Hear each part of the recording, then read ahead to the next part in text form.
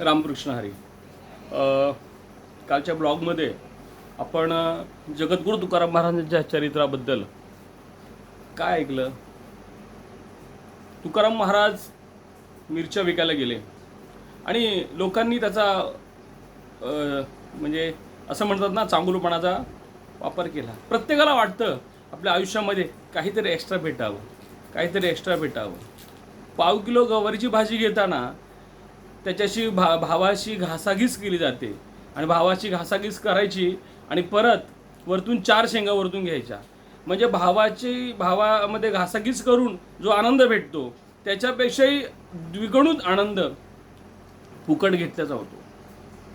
मग प्रत्येकाला वाटतं की फुकट घेणं हा आपला अधिकार आहे. लक्षात घ्या, कुठलीही गोष्ट बिना मेहनतीची आणि बिना अधिकाराची, म्हणजे आपल्याला त्या गोष्टीवर आपला अधिकार नसताना आपण ती जेव्हा आपल्या हातात घेतो, हे लक्षात घ्या, त्याच्यातून काय होतं, दोष लागतो. कर्माचा दोष लागतो आणि आपल्याला सहज वाटतं. हा मानसिकता आहे, सहजता आहे आपली, की आपल्याला सहज कुठली गोष्ट फुकट घेणं. आणि असंच झालं, फुकट मिरच्या घेतल्या, पण हे पांडुरंगाला पटलं नाही. संत म्हणले जाऊन द्या, कधीतरी सुधरतील, जाऊन द्या, कधीतरी सुधरतील. म्हणून तुकाराम महाराजांना काही वाटलं नाही, पण देवाला ते खपलं नाही. पाटलाच्या त्या गावाच्या पाटील जो होता त्याच्या असं म्हटलं जातं की देवानी पाटलाचं रूप घेतलं. आपण असं म्हणू की त्या पाटलामध्ये देवानी तो विचार घातला आणि तो पाटील सगळ्यांच्या घरोघरी गेला आणि म्हटला, ते जे बाबा आपल्या घरी आपल्या गावामध्ये मिरच्या विकायला घेऊन आलेले आहेत, जर कुणी त्यांच्या स्वभावाचा गैरवापर करून घेतला असेल, कुणी त्यांच्या मिरच्या आगाव आणल्या असतील, तर त्यांनी त्याचे पैसे त्यांना पोच करावेत, नाहीतर माझ्याशी गाठ आहे. कारण पाटलाला त्या गावामध्ये जसं पोलिसांना मान आहे, तसंच पाटलाला त्या काळात मान होता, पाटीलकीचा. पाटलाच्या भयाच्या भीतीने लोकांनी ते आणून दिल्या, पैसे ते आणून दिले आणि तो व्यापार सुफळ केला. ह्या कथेतून मला काय सांगायचं, ही कथा सगळ्यांना माहिती आहे.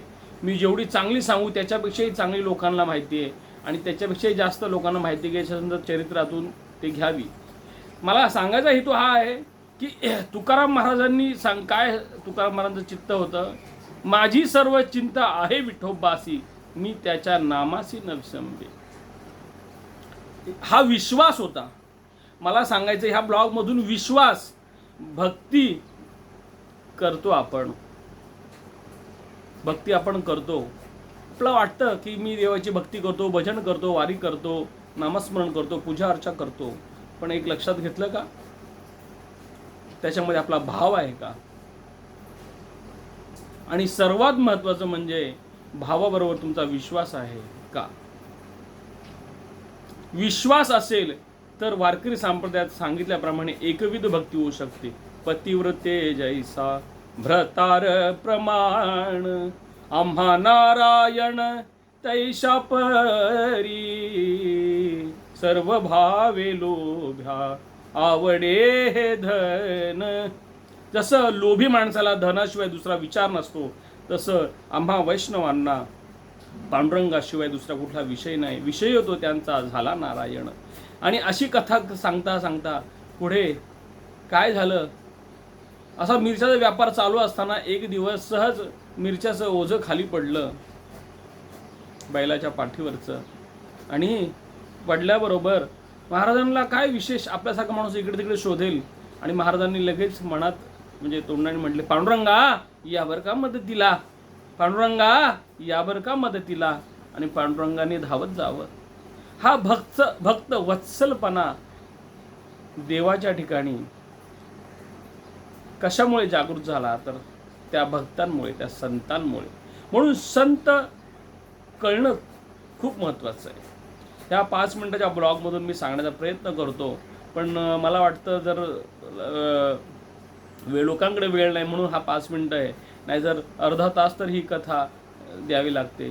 तरी आजच्या ह्या ब्लॉगमधून आपण एवढंच घेऊ. परत उद्याच्या ब्लॉगसाठी आपण नक्कीच मला हा ब्लॉग बघाल आणि आतुरतेने याची वाट पाहाल अशी मला खात्री आहे. रामकृष्ण हरी. धन्यवाद.